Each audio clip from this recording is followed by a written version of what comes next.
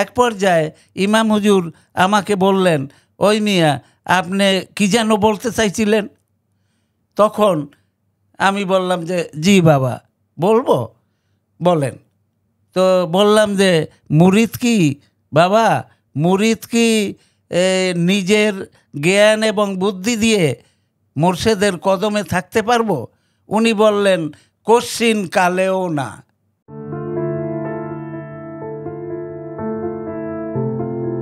কদর টিভির নিয়মিত আয়োজন পডকাস্ট অনুষ্ঠান মুরিদের দৃষ্টিতে মোর্শেদ অনুষ্ঠানে আমাদের সঙ্গে আজ এমন একজন ব্যক্তি উপস্থিত রয়েছেন যার তৈরিকৃত সুস্বাদু রান্না আমাদের এমন কোনো আশিক রাসূল নেই যিনি খাননি।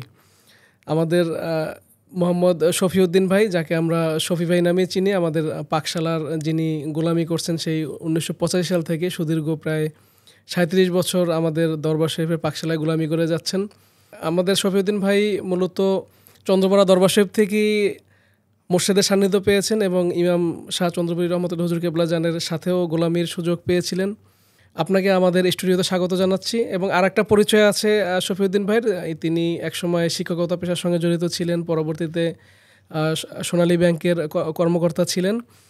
আপনাকে আমাদের স্টুডিওতে এই অনুষ্ঠানে স্বাগত জানাচ্ছি। আপনাকেও ধন্যবাদ জানাচ্ছি, স্বাগত। শফি ভাই, আপনি তো সম্ভবত সেই 79-এই চন্দ্রপাড়া দরবার শরীফে গিয়েছিলেন, ইমাম হুজুরের সান্নিধ্য পেয়েছিলেন। আগে আমরা শুনবো কিভাবে আপনি ইমাম হুজুরের সান্নিধ্য পেলেন, তার সন্ধান কিভাবে পেলেন? নাহমাদুহু ওয়া নুসাল্লি আলা রাসূলিহিল কারীম, আম্মা বাদ। আমি ছাত্র জীবনে যখন স্কুলে পড়ালেখা করতাম তখন আমার ভিতরে একটা আগ্রহ জাগলো যে কিভাবে আল্লাহ রাসূলকে পাওয়া যায়, এবং আল্লাহ রাসূলকে পাওয়ার যে আগ্রহ তীব্রতর হতে থাকলো আমার ভিতরে। তো আমার বয়সে বড় কিন্তু আমার ভাগ্নে ওরে নিয়ে তো আমি তৎকালীন সময়ে ভোলায় ভারতের জৌনপুরের হজরত মাওলানা হোসাইন আহমদ সাহেব উনি আসতেন ধর্ম প্রচারের জন্য, বিরাট মাহফিল করতেন উনি। এই কথা শুনে আমি ওখানে গেলাম এবং ছাত্র ছোট তো তখন অত তরিকা বুঝি না বটে, কিন্তু ওনার তরিকা গ্রহণ করলাম এবং সেটা আমি নিজে প্র্যাকটিস করার চেষ্টা করতাম। তো ইতিমধ্যে আমি তো এসএসসি পাস করলাম, এরপরে এইচএসসি, বিএ এই পাস করার পরে আমি শিক্ষক হিসাবে চাকরি নিলাম। আর আমার 1976-এ আমার শিক্ষকতার পরবর্তীতে, যেটা আমি মানে ইতিপূর্বে হাই স্কুলে শিক্ষকতা করতাম, ওখানে এক হাই স্কুলে অ্যাসিস্ট্যান্ট হেডমাস্টার ছিলাম এবং পরবর্তীতে অন্য জেলায়, পটুয়াখালী জেলায় বাউফল থানায় বীরভাষা হাই স্কুলে আবার শিক্ষকতা নিলাম। এরপরে আমি ওখান থেকে 1976-এ যখন চাকরি হলো সোনালী ব্যাংকে, তখন আমি ঢাকায় চলে আসলাম। কিন্তু আমার ভিতরে ওই আল্লাহ রাসূলকে পাওয়ার যে আকাঙ্ক্ষা তীব্রতর হতে থাকলো। আমি রাত্রেবেলা রহমতের সময় উঠতাম এবং আল্লাহকে ডাকতাম, কান্নাকাটি করতাম। তো আমার ভিতর থেকে যেন হতে থাকলো যে আমার একজন জীবন্ত অলি আল্লাহ দরকার। কারণ এই হজরত মাওলানা হোসাইন আহমদ সাহেব জৈনপুরী উনি 1971-এ ইন্তেকাল করেছেন। তো পরবর্তীতে এই খুঁজতেছিলাম অলি আল্লাহ কীভাবে পাওয়া যায়। তো আমি চাকরি নিয়ে, সোনালী ব্যাংকে চাকরি নিয়ে মিরপুরে থাকতাম। মিরপুরে পাইকপাড়ায়, ওখানে 5তলা বিল্ডিংয়ের নিচতলায় আমি থাকতাম ফ্যামিলি সহ। তো আমার মানে হলো যে কিভাবে আল্লাহ রাসূলকে পাওয়া যায়, আর হৃদয় থেকে যেটা আসতে থাকলো সেটা হলো যে আমার একজন জীবন্ত অলি আল্লাহ দরকার। এজন্য আমি সবসময় আল্লাহর কাছে কামনা করতাম যে কীভাবে আমি একজন অলি আল্লাহর দর্শন লাভ করতে পারি, ওনার কদমে যেতে পারি। হে দয়াময়, আপনি দয়া করে ব্যবস্থা করে দেন। তো আমারই কাছাকাছি এক লোক, এই ওনার সাথে পরিচয় ছিল, ওনাকে দেখতাম সাদা কাপড় গায়ে দিত, একটা চাদর, আর পরতো সাদা কাপড়। তো আমার ছোট ভাই দেশ থেকে আসছে, মা আসছে আমার দেখার জন্য। ওনারা মনে করছে আমি অসুস্থ হয়ে গেছি, কিন্তু অন্যরকম একটা অবস্থা, হালত আমার ভিতরে যে সৃষ্টি হয়েছে, এটা যে অসুখ না, এটা তো আমি তাদেরকে বুঝাইতে পারতাম না। আপনার ধ্যান জ্ঞানে ছিল একজন অলি আল্লাহর সান্নিধ্য পাওয়া, মানে ওইটা নিয়ে আপনি একটা মরিয়া, মানে একটা খুব, আমি সবসময় চিন্তা করতাম কি করে একজন আল্লাহর অলির সন্ধান লাভ করা যায়। তো সে আমার ছোট ভাইকে ওই পরিচিত লোকটা, উনি মুদির দোকান চালাইতেন, ওখানে পাঠাইলাম ভোরবেলা। তখনও আমি নামাজের মশলায় ছিলাম। তো 8টা বাজে, সকাল 8টা।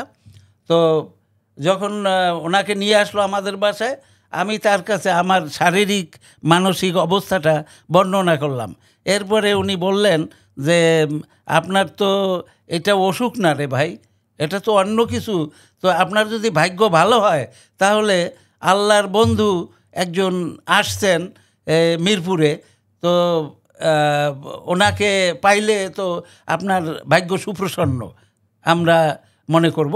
তো আমার ছোট ভাই রিকশার এক সাইডে, আর আমার ওই ভাই অন্য সাইডে, মাঝখানে আমি বসলাম। দুইজনে ধরাধরি করে আমাকে মহান অলি আল্লাহর কদমে নেওয়ার জন্য যে বাসা, ওই বাসায় পৌঁছলাম। গিয়ে দেখি আল্লাহর বন্ধু, যুগশ্রেষ্ঠ মহামানব, সুফি সম্রাট, বর্তমানে আমরা যাকে হযরত শাহ দেওয়ানবাগী নামে চিনি, উনি বসা। ওনাকে প্রধান খলিফা হিসাবে বলা হইতো, তো চন্দ্রপুরী রহমাতুল্লাহ আলাইহির। তো যখন এই ওনার কাছে গেলাম, উনি বললেন যে বসেন। তো বসলাম। বসার পরে আমার সাথে অনেক কথাবার্তা হইলো। আরও কয়েকজন বসা ছিল ওখানে, মুরিদান শাহ চন্দ্রপুরী রহমাতুল্লাহ আলাইহির, ওনারাও বসা ছিলেন। আমার সাথে যখন উনি কথা বলতেছিলেন, শাহ দেওয়ানবাগী বাবাজান তখন তো প্রধান খলিফা হিসাবে পরিচিতি, যাই হোক। তো উনি যখন কথা বলতেছিলেন তখন আমি অজর কাঁদতেছিলাম, এবং কথাবার্তা শেষ হওয়ার পরে আমি এক পর্যায়ে ওনাকে জিজ্ঞাসা করলাম যে আপনি আমার এই সমস্ত জিনিস জানেন কি করে, এটা তো আপনার কাছে আমি বলি নাই। তো গোপন কথাগুলো যখন উনি বলে ফেলছেন, তখন আমার আরও কান্না আসতেছিল, আরও আগ্রহ বাইরে যাচ্ছিল। তো এক পর্যায়ে আমাকে জিজ্ঞাসা করলেন বাবা শাহ দেওয়ানবাগী যে আপনি কি তরিকা নেবেন, চন্দ্রপুরী রহমাতুল্লাহ আলাইহির এই তরিকা নেবেন আপনি? আমি বললাম যে জি নেব। তখন সবাই, আমিও কাঁদতেছিলাম, আর ওই উপস্থিত জাকের ভাইয়েরা কয়েকজন ছিলেন, ওনারাও কাঁদতেছিল। মনে হয় যেন আল্লাহ রাসূলকে পাওয়ার অতীব আগ্রহ ওনাদের ভিতরে পরিলক্ষিত হতেছিল। তো যখন এইভাবে কান্নাকাটি হলো, আমি তরিকা নিলাম। এখন তরিকা নেওয়ার পরে উনি বললেন কি, বাবা শাহ দেওয়ানবাগী বললেন যে আমার তো মাহফিলের প্রোগ্রাম আছে, যেতে হবে। তো ওনাকে এই বাস স্ট্যান্ডে আগাইয়ে দেওয়ার জন্য আমাকে কিন্তু নেওয়া, ওনার ওখানে যাওয়ার সময় দুইজন দুই সাইডে বসা রিকশায় করে আমাকে নিয়ে গেছিল।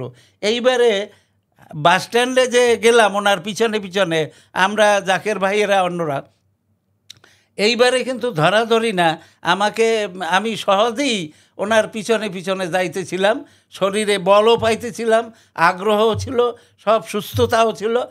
এরপরে বাবাজান মাহফিলের উদ্দেশ্যে চলে গেলেন, এবং আমি বাসা পর্যন্ত গেলাম, প্রায় 1 কিলোমিটার দূরে হাইটে গেলাম।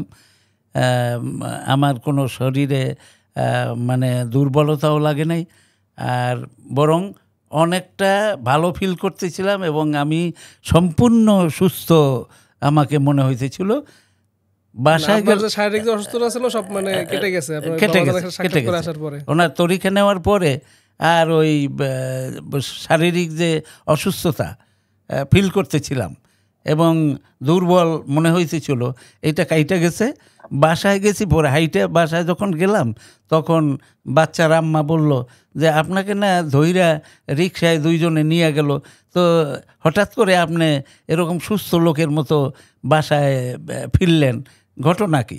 তো আমি বললাম যে একজন মহামানবের কদম মোবারকে যাওয়ার জন্য আমি আগ্রহী এবং ওনার তরিকা গ্রহণ করেছি। এরপরে আমার এই শারীরিক অবস্থার উন্নতি হয়েছে। পরে আমার ওয়াইফকে নিয়ে আবার গেলাম, ঘন ঘন কয়েকবার চন্দ্রপাড়া পাক দরবার শরীফে গেলাম। একদা আমি চিন্তা করলাম যে অলি আল্লাহর দরবারে যাব, তো কিছু নেওয়া তো দরকার।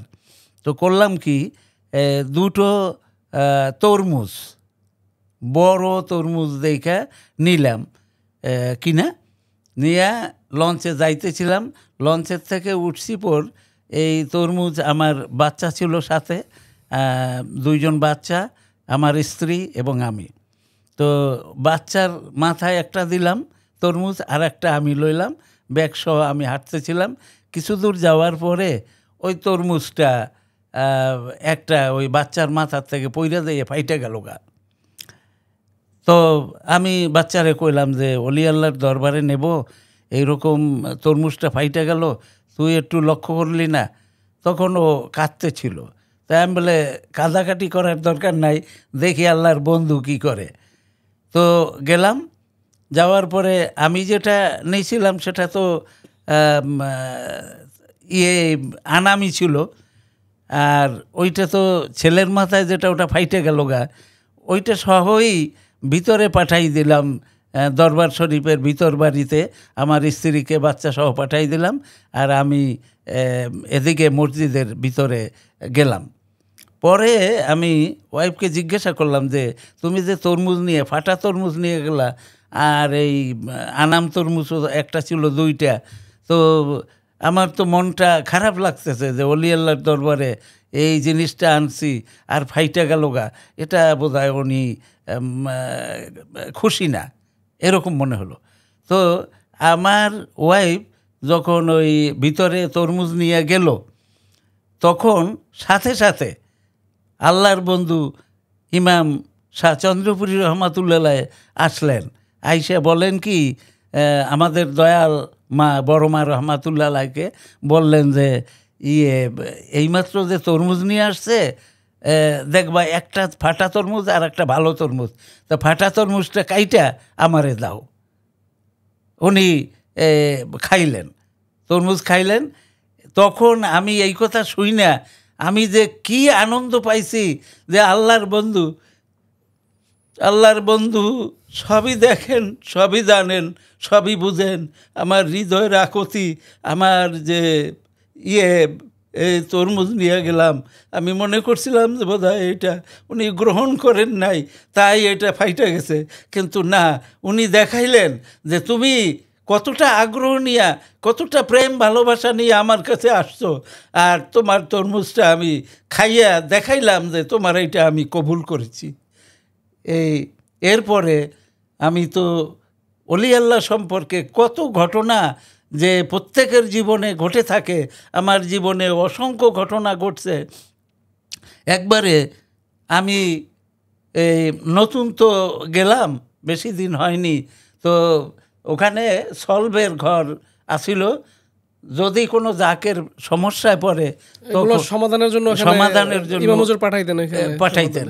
তো একবারে আমি একটু ঘুরে দেখার ইচ্ছা জাগলো। তখন আমি ওই যে সলভের ঘরের ভিতরে ঢুকলাম, তখন ঢুকে দেখি 4-5 জন লোক বসা, যাদের অন্তর্দৃষ্টি সম্পন্ন।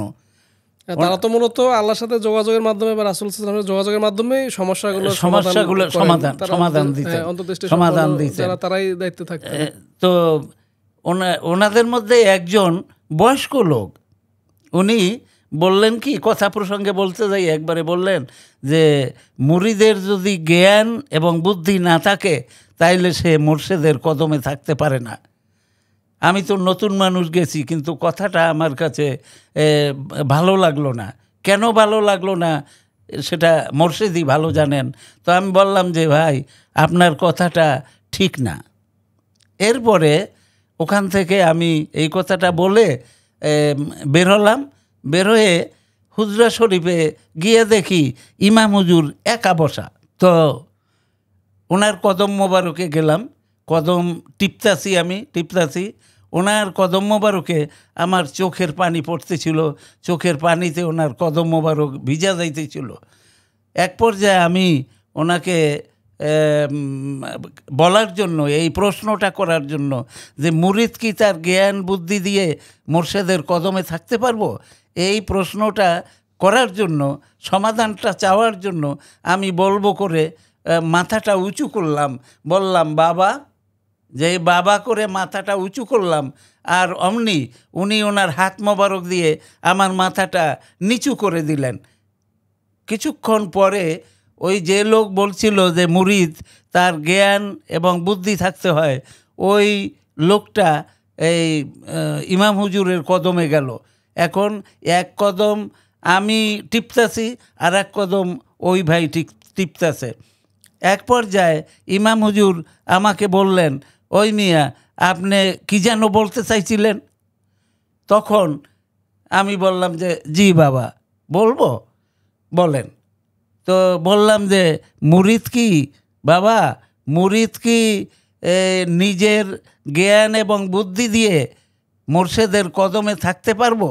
উনি বললেন কোশ্চিন কালেও না, এ কথাটা বললেন।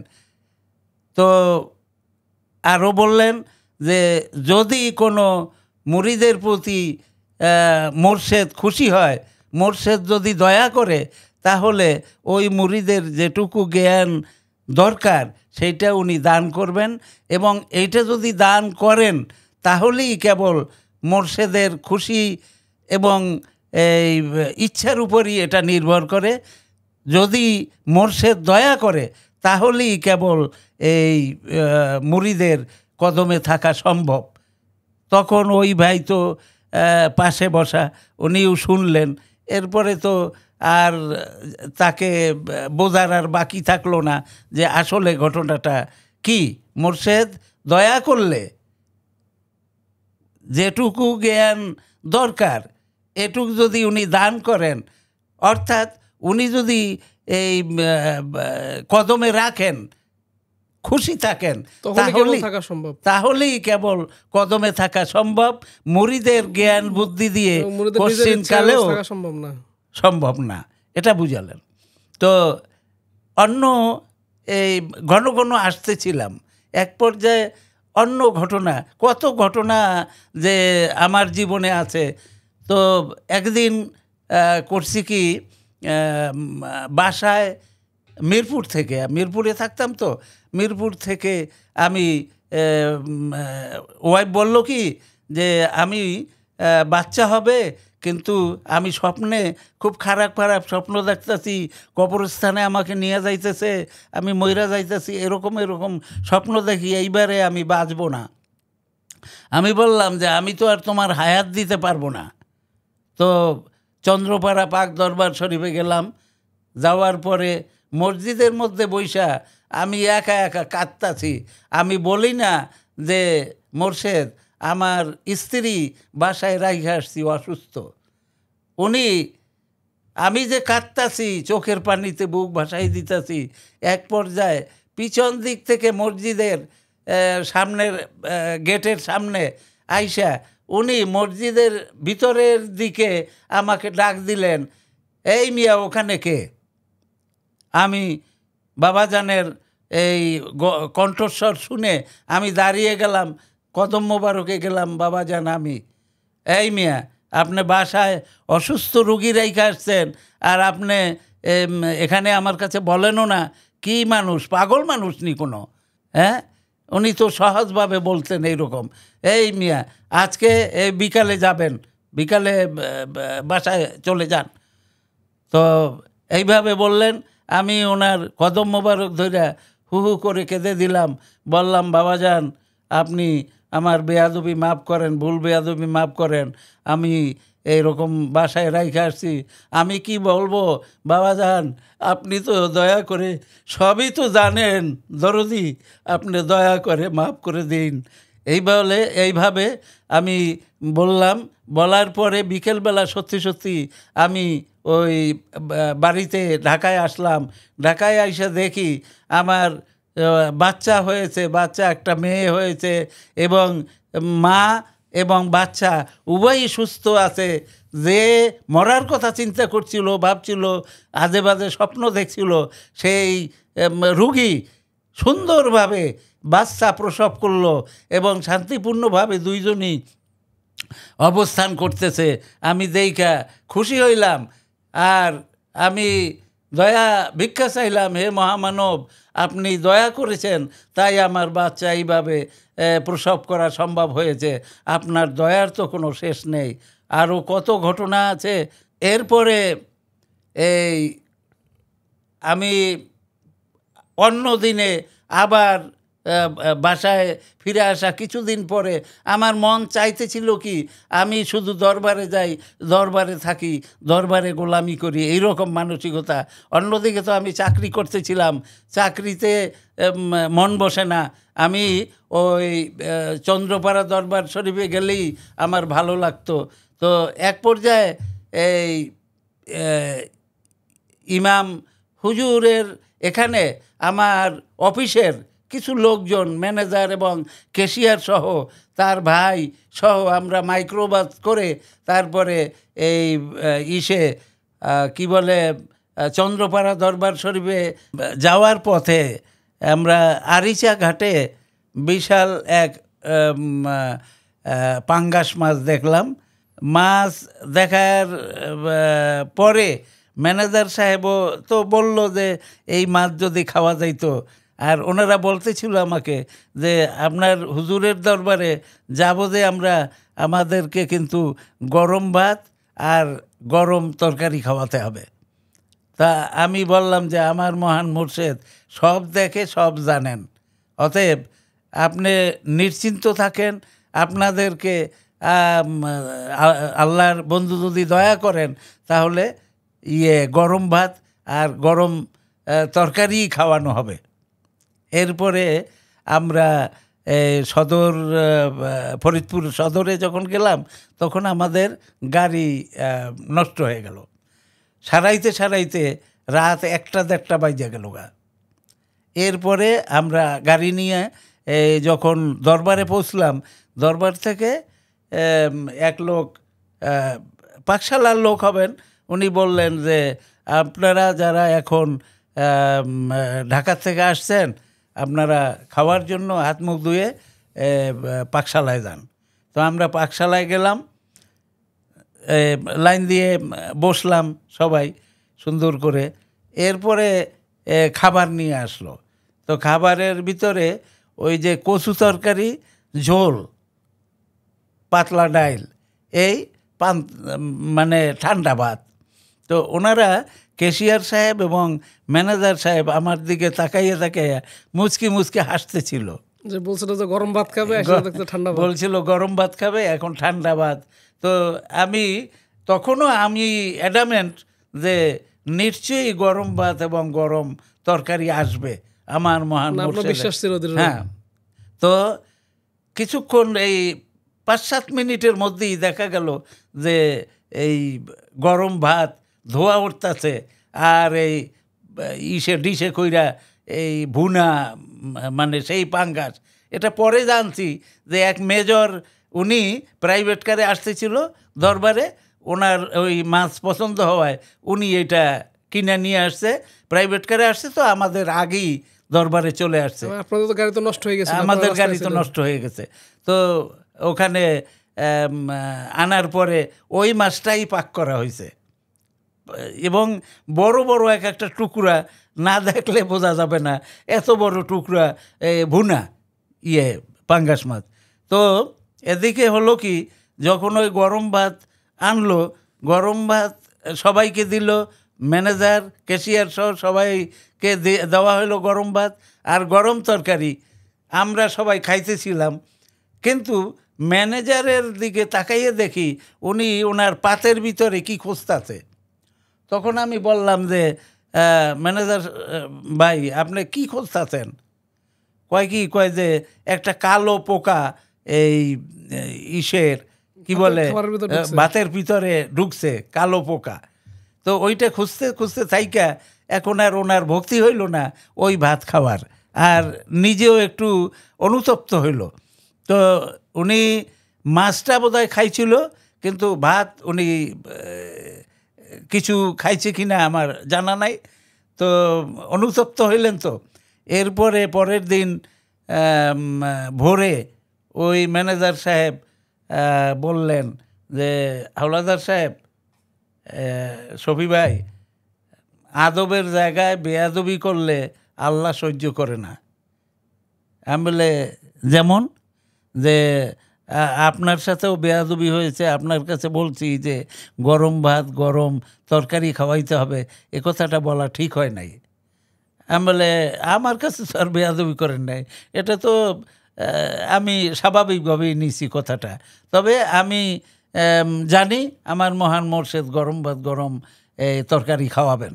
তো এখন ওনার মনের ইচ্ছা পূরণ করছেন, আবার বেয়াদবির জন্য বেয়াদবির জন্য উনি অনুতপ্ত হয়ে পরের দিন ভোরে। তা আমি বললাম যে মহান আল্লাহর বন্ধুর কদম মোবারক, যখন আমরা কদমবুজি করতে যাব তখন আপনি মনে মনে এই কথাটা বললেন যে আপনি দয়া করে মাফ করে দেন।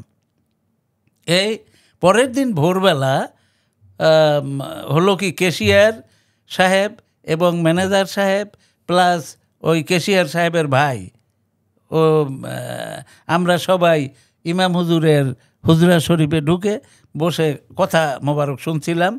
এক পর্যায়ে ওই ক্যাশিয়ার সাহেব তার ভাইয়ের কথা বলতেছিল যে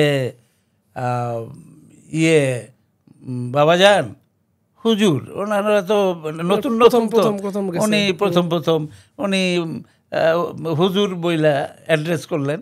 বললেন যে হুজুর, এই আমার ভাইটা তো গতবারেও পরীক্ষা দিছিল, কিন্তু সে তো ফেল করছে, এবার পরীক্ষা দিছে, আপনি দয়া করে একটু দোয়া করেন।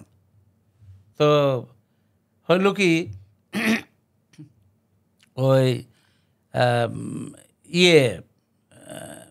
বাবাজান বর্তমানে যারে আমরা মহামানব শাহ দেওয়ানবাগী বলে চিনি, বিশ্ব চিনে, সেই মহামানব বললেন, তখন তো প্রধান খলিফা হিসাবে চন্দ্রপড়ায় ওনাকে চিনতেন, উনি বললেন যে ওই মিয়া, এবারও তো ফেল করছো, এবারও তো তুমি পাস করো নাই, গতবারে ফেল করছো, এবারও তো ফেল করছো। তো এই কথা শুনে আমরা বিকেলবেলা রওনা দিয়ে, খাওয়া দাওয়া করে রওনা দিয়ে আবার ঢাকায় আসলাম, অফিসে আসলাম। তখন 3-4 দিন পরে স্কুল বোর্ডের এক লোক, তৎকালীন, উনি ওই ক্যাশিয়ার সাহেবকে ফোনে বললেন যে আপনার ভাই তো পাস করছে, আপনার ভাই তো এবং সেকেন্ড ডিভিশন পাইছে, এটা বলল। তো এখন ওই অফিসে আমি যখন গেলাম তখন ওনারা মিসকি হাসতেছিল আমার দিকে তাকাইয়া যে অলি আল্লাহ, সে বলল যে ফেল করছে, আমার ভাই তো পাস করছে। তো এরকম কয়েকদিন বলায় পিঞ্চ কাটা আর কি, চিমটি দেয়া। তো আমি একটু মানে হইলাম, মানে মনক্ষুণ্ণ হইলাম যে এরকম বলতেছে। তাই আমি বললাম যে দেখেন, অলি আল্লাহরা কোনো কিছু না দেখে বলেন না, শেষে বললাম আর কি। তো এই 4-5 দিন পরে রেজাল্ট আউট হলো, রেজাল্টে তার নাম নাই, মানে ফেল করছে। তো এইবারে ক্যাশিয়ার সাহেব তো বোঝার বাকি থাকলো না। আমি আবার বাবা শাহ দেওয়ানবাগী তৎকালীন প্রধান খলিফা শাহ চন্দ্রপুরী রহমাতুল্লাহ, উনি তখন ঢাকায় অবস্থান করতেছিলেন। আমি ওনার কদমে গেলাম, কদমে গিয়ে এই ঘটনা বললাম যে আপনি তো বলছিলেন যে ফেল করছে, সে বলে পাস করছে, কিন্তু এটা তো এখন মেইনলি যখন রেজাল্ট আউট হইল ফাইনালি, তখন দেখা গেল যে তার নাম নাই, তার রেজাল্ট মানে ফেল করছে। তো এই কথা বলার পরে বাবা শাহ দেওয়ানবাগী বললেন যে অলি আল্লাহদের কথা রক্ষার জন্য অনেক সময় আল্লাহ তাআলা সত্যকে মিথ্যা, মিথ্যাকে সত্য প্রমাণ করে ছাইরা দেন। অতএব আমার আর বোঝার বাকি রইল না যে সত্যি সত্যি ওই লোক, ওই ছেলে অলি আল্লাহর দরবারে গেছিল দেখা অলি আল্লাহর বদৌলতে উনি পাস করছিল ঠিকই, কিন্তু যখন তারা অলি আল্লাহর প্রতি যে একটা হেয় প্রতিপন্ন করার যে মনোভাব, এইটা আদব ভক্তি মহব্বত রাখতে পারে, আদব ভক্তি যে মহব্বত ছিল, এইটা যেহেতু তাদের ভিতরে একটু ক্ষুণ্ণ হয়েছিল, সেই জন্যই তারা পাশ করা লোকটাই ফেল করেছে। এইটা বাবা শাহ দেওয়ানবাগী তখন আমাকে বুঝালেন। তো এরকম অসংখ্য ঘটনা অলি আল্লাহর সম্পর্কে বলে শেষ করা যায় না। আমরা যে মহামানবের কদম মোবারকে এসেছি, আমার কি বলবো, আমার মা অসুস্থ, উনি আমি স্বপ্নে দেখলাম যে মা আর বাঁচবেন না এইরকম, আর মাদার সিরিয়াস কাম শার্প এরকম টেলিগ্রাম আসলো। তো আমি এই টেলিগ্রাম পাইলাম, তখন তো মোবাইলের যুগ ছিল না, তখন খবর দেশগ্রামের খবর অনেক দিন পরে পাওয়া যাইত। তো এদিকে মা অসুস্থ, এইটা স্বপ্নে দেখা আমি বাবা শাহ দেওয়ানবাগীর কদম মোবারকে গেলাম। তখন এই উনি ঢাকায় অবস্থান করতেছিলেন। তখন আমি ওনার কদম মোবারক ধরে কাঁদতেছিলাম। তো কাঁদতে মানে এরকম কাঁদতেছিলাম যে আমার অঝর নয়নে অশ্রু ওনার কদম মোবারকে পড়তেছিল। এক পর্যায়ে উনি বললেন যে আপনার মায়ের বয়স তো কম না, আপনার মায়ের বয়স তো অনেক, তো আপনি এই মায়ের জন্য কাঁদতেছেন। তো আমি বললাম যে না, আমি যখন বয়সে ছোট, তখন আমার বাপ মারা গেছে, আমার মাই আমাকে লালন পালন করেছে, পড়ালেখার জন্য সমস্ত কিছু দায় দায়িত্ব উনি বহন করেছেন, আমি পড়ালেখা শিখছি। অতএব আমি চাই, বুঝাইলাম, মনের আবেগ দিয়ে বুঝাইলাম যে আমি চাই আরও কিছু বছর উনি থাকুন। এরপরে বাবা শাহ দেওয়ানবাগী বললেন যে দেখেন আল্লাহ কি করে। তো এরপরে ওই মা ওদিকে স্বপ্নে দেখলেন বাড়িতে বসে, সবাই, ওনার বয়স তো নিয়ার অ্যাবাউট 100। তো যখন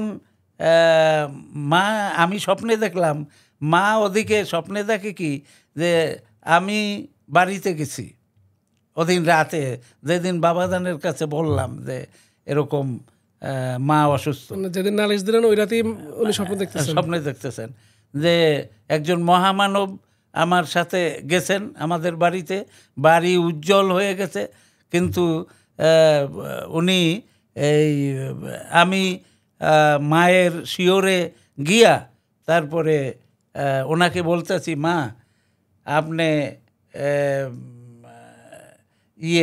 অসুস্থ থাকবেন না, আপনি আমার মহান মোর্শেদের দয়ায় সুস্থ হয়ে যাবেন। এরপরে যারা ওখানে মনে করছিল যে এই বুড়ো মানুষ এই রাত বোধহয় টিকবে না, তখন ওনারা কোথায় কবর দিবে, কোথায় বাঁশ কাইটা, গ্রামে তো বাঁশ দিয়ে ইয়ে করে দাফন জানাজার সব প্রস্তুতি নিয়ে রাখছে, এই সব রেডি করে রাখছে যে ভোরবেলা হয়তো বা ওনারে দাফন করা লাগবে। কিন্তু উনি রাতের বেলা এই স্বপ্নে দেখলেন, আমি বললাম আমার সাথে মহামানব গেছেন, বাড়ি উজ্জ্বল হয়ে গেছে, এবং উনি আনন্দ চিত্তে এখন উইঠা বসলেন। ভোরবেলা উইঠা উনি ঘর ঝাড়ু দিতেছে।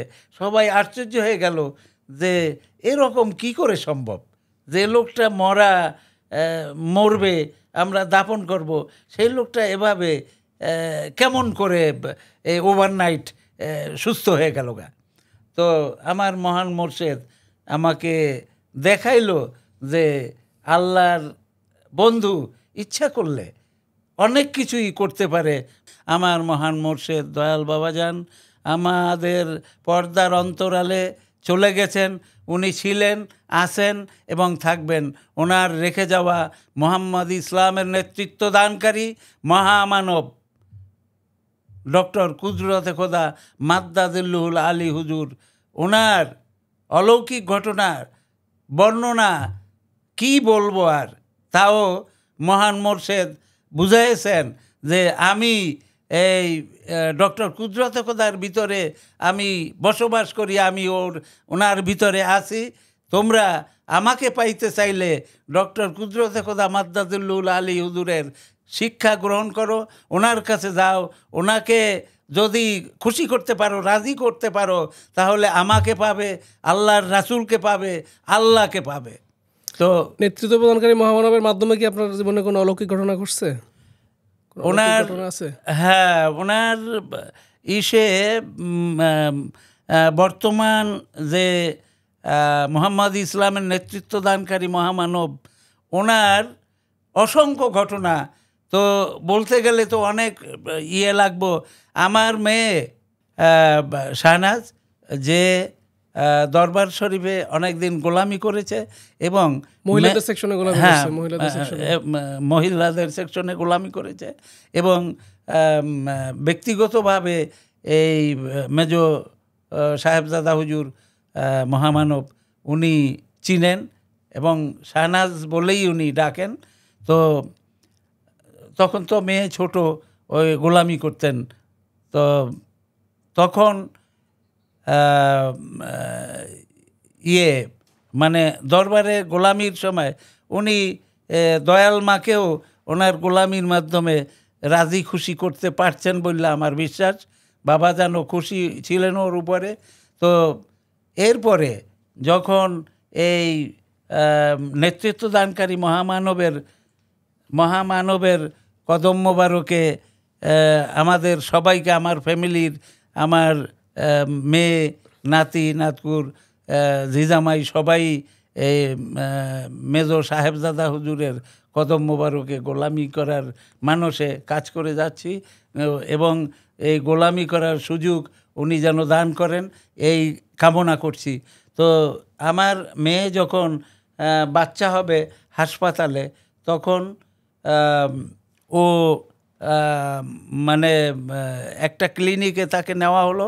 ওই ক্লিনিকের ভিতরে ডাক্তারেরা তাকে অপারেশন করে বাচ্চা বের করলো, ছেলে সন্তান বাচ্চা বের করলো বটে, কিন্তু ওই রক্ত পড়া বন্ধ হলো না। মানে অপারেশন যে করলো ওরাও বুঝতে পারে নাই হয়তো বা, এই যে ফলস করে মানে রক্ত পড়া বন্ধ না করে ওনারা সেলাই করে দিছে। তো এদিকে হলো কি, রক্ত পইরা ওর তো শরীর বলতেছে যে আমার শরীর তো ঝিমঝিম করতেছে, অবশ অবশ লাগতেছে। এইরকম এক পর্যায়ে ওরা ওই ক্লিনিকে বাচ্চা হওয়ার পরে আমি বিশেষ করে আমি বাসায় চলে গেলাম, এবং ওর জামাই এবং মেয়েরা থাকলো ওখানে হাসপাতালে। তো এর মধ্যে ওরা করছে কি, ওই যে ডাক্তার অপারেশন করছিল ওই ডাক্তার ভাইগা গেছে গা, ওর শরীর কন্ডিশন খারাপ দেখে ওখানে আর ছিল না। তখন আমাকে ফোন দিল যে শাহনাজের অবস্থা তো খারাপ, তো ওরা তো কাপড় দিয়ে ডাইকা রাখছে। তখন মেয়ে আবার ওই অবস্থায়, বেহুশ অবস্থায় আবার তার হুশ হয়ে গেল। সে বলল, এই আমি কি মইরা গেছি? আমার এই যে ডাইকা রাখছো, আমার মোর্শেদ আছে না, আমার দয়াল কুদরতে খোদা আসছে। এই তো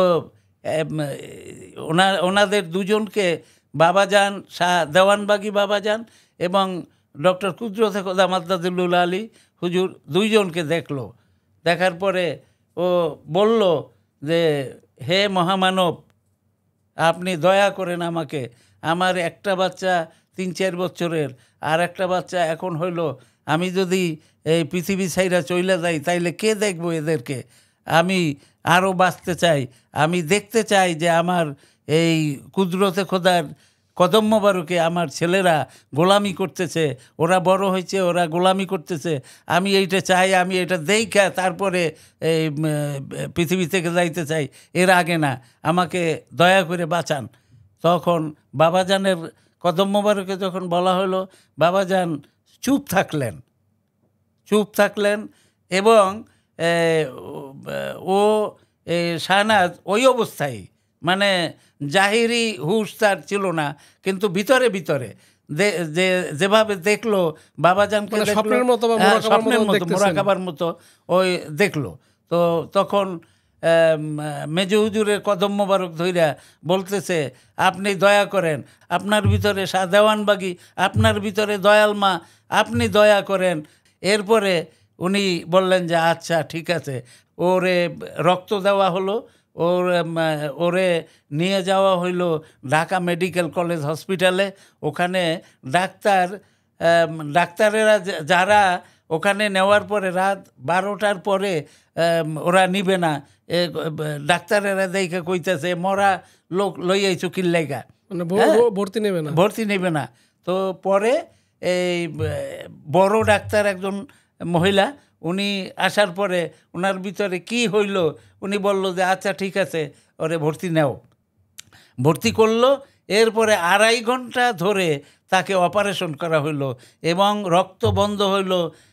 আর আইসিইউতে তাকে নিয়ে রাখলো। যে রুগীগুলো ওরসে সুস্থ ছিল তারা ওখানে অবস্থান করতেছে, আর ওর 2 ঘন্টাও লাগলো না হুশ ফিরে আসছে। ও হুশ হইল, ওরে জেনারেল সিটে দিয়ে দিল। এখন বড় ডাক্তার বাসায় গিয়ে তো খাওয়া দাওয়া করে আবার যখন আসলো, তখন বলতেছে ওই মেয়েটা কই, ওই রুগীটা কই। আইসিইউতে খুঁজতেছে, আইসিইউতে খুঁজতেছে যে ওই মেয়েটা কই। তো ওনারা বলল যে তারে তো জেনারেল সিটে নিয়ে গেছে। ওনার বিশ্বাস হচ্ছিল না, কয় যে তার সে সুস্থ রুগী হেরা এখন আইসিইউতে, আর ওরে কেমনে নিয়ে যাওয়ার পরে উনি যখন ওই সিটের নাম্বার মোতাবেক ওখানে গেল, তখন যাইয়া দেখে যে ও কথা বলতেছে, হুশ হইছে এবং সে খুশি হইল, অনেক খুশি হইল। এবং তার হলো, তোমার উপরে আল্লাহর কোনো বন্ধুর আছে, নেক নজর আছে, তা না হইলে এইরকম রুগী, এইরকম আমি তো তোমার অপারেশন করেছি, আমি তো এই মানে কনফিডেন্স পাচ্ছিলাম, ডাউট ছিল আমার যে তুমি বাঁচবে কি বাঁচবে না, এরকম একটা হেজিটেশন আমার ভিতরে কাজ করছিল। কিন্তু তুমি এই আল্লাহ দয়া করেছে, তুমি আল্লাহর কোনো বন্ধুর কোনো নেক নজর আছে তোমার উপরে, তার কারণে আল্লাহ কথা বলায়, তা না হলে এই মহিলা কেন এ কথা বলবে? ডাক্তারের মনে হয়েছে যে এটা কোনো স্বাভাবিক ঘটনা না, কোনো ওলি আল্লাহর দয়ার কারণে, এটা ওলি আল্লাহর উসিলায় আল্লাহর দয়ার কারণে সম্ভব হয়েছে। এইটা ওই ডক্টর কুদরতে খোদা মাদ্দাদুল আলী হুজুর কেবলাজানের যে ঘটনাটা, এবং এবছর আর একটু বলতে গেলে আমি এটা বলে থাকি যে এই বছর ঈদে মিলাদুন্নবী কিন্তু থ্রুআউট দি ওয়ার্ল্ড এই পালিত হয়েছে ঈদে মিলাদুন্নবী। এইটা মহামানব, যুগশ্রেষ্ঠ মহামানব ডক্টর কুদরতে খোদা মাদ্দাদুল্লুল আলী হুজুর কেবলা জানের এটা একটা অলৌকিক ঘটনা আমি বলবো, কেননা উনি চেষ্টা করতেছেন যে বিশ্বময় সবাই যেন ঈদে মিলাদ রাসূলের জন্মদিনে আনন্দটা যাতে ছড়িয়ে যায়, আনন্দটা ছড়িয়ে যায়। এবং উনি দেখিয়েছেন যে এটা সম্ভব হয়েছে বিশ্বের বিভিন্ন দেশে। উনি যেভাবে প্রচার এবং প্রসার ঘটানোর চেষ্টা অক্লান্ত পরিশ্রম করে যাচ্ছেন, তার ফলস্বরূপ এটা এবছর এই যে বিশ্বময় ঈদে মিলাদুন্নবী পালিত হয়েছে, আমার যতটুক মনে হচ্ছে তাই আমি সকলের তরে ব্যক্ত করলাম। আপনি তো দরবারে দীর্ঘদিন ধরেই গোলামিতে আছেন এবং পাকশালায় যেহেতু কাজ করার সুবাদে হয়তো দরবারেই থাকেন, সবসময় থেকেছেন। এখন যিনি মোহাম্মদ ইসলামের নেতৃত্ব প্রদানকারী মহামানব ইমাম প্রফেসর ডক্টর কুদরতে খোদা মাদ্দাদুল্লাহ হুজুরকে তাহলে ছোটবেলা থেকে আপনার দেখার কথা, ছোটবেলা থেকে ওনাকে আপনি কেমন দেখেছেন বা কীরকম তার মধ্যে? আমি দেখেছি বলতে ওনাকে অন্য অন্য যারা আছেন বাবাজানের সন্তান, সদ্য সন্তানগণ, তো তাদের মধ্যে ওনার ভিতরে আলাদা কিছু জিনিস আমার মন বলতেছিল, পরিলক্ষিত হইতেছিল। আমি ওনাকে অন্য অন্যদের তুলনায় আমি সম্মান বলেন, শ্রদ্ধা বলেন, তাকে ভালোবাসা বলেন, এটা আমার আলাদা একটা ওনার প্রতি আমি আবেগপ্রবণ। এবং ওনার কথা শুনলে আমার আল্লাহ রাসূলকে পাওয়ার যে একটা আকাঙ্ক্ষা, মুর্শেদের পাওয়ার যে আকাঙ্ক্ষা, মুর্শেদের দেখার যে আকাঙ্ক্ষা, এটা ওনার কথা শুনলে আমার ভিতরে এটা তীব্র থেকে তীব্রতর হয়। এতে আমি বুঝলাম যে ওনার কথার ভিতরে একটা মোহাম্মদী ইসলামের যে নূরে মোহাম্মদী, এই নূরে মোহাম্মদীর যে একটা তাকত, একটা শক্তি, নূরে মোহাম্মদী যার ভিতরে থাকে তার যে একটা আলাদা বৈশিষ্ট্য থাকে, এইটা আমার ভিতরে আমি আজ করতে পেরেছি এবং আল্লাহ দয়া করে আমাকে সেটা বুঝাইছে। আর ওনাকে আমার মেয়েরাও, আমার ছেলেরাও সবাই ওনাকে এক বাক্যে স্বীকার করে যে মোহাম্মদ ইসলামের নেতৃত্ব দানকারী মেজো সাহেবজাদা হুজুর। এখন আমার আজিজি, আমার এনখেসারি হলো যে আমার বাল বাচ্চা, স্ত্রী পরিজন, আমার যত আত্মীয় স্বজন যাদেরকে আমি আনি, যারা এখনও আসে নাই, তারা যেন আসে এবং ডক্টর কুদরতে খোদা মাদ্দাদুল্লুল আলী হুজুর কেবলা আজানের কদম মোবারকে এসে সত্যিকারেই মোহাম্মদ ইসলামের ছায়াতলে এসে আশ্রয় ভিক্ষা নিতে পারে, এই তৌফিক যেন সবাইকে আল্লাহ দয়া করে দান করেন। ধন্যবাদ শফি ভাই আমাদেরকে সময় দেওয়ার জন্য এবং আপনার স্মৃতি থেকে অনেক তথ্য আমাদেরকে জানানোর জন্য। মুর্শিদের প্রেমের কথা, নেতৃত্ব প্রদানকারী মহামানবের নানা ঘটনা এবং ইমাম শাহ চন্দ্রবীর রহমতুল্লাহর বিভিন্ন ঘটনা আমাদেরকে জানানোর জন্য আপনাকে ধন্যবাদ জানাচ্ছি। ধন্যবাদ আপনাদেরকেও এরকম আয়োজনে আমার কথা বলার জন্য সুযোগ করে দেওয়া।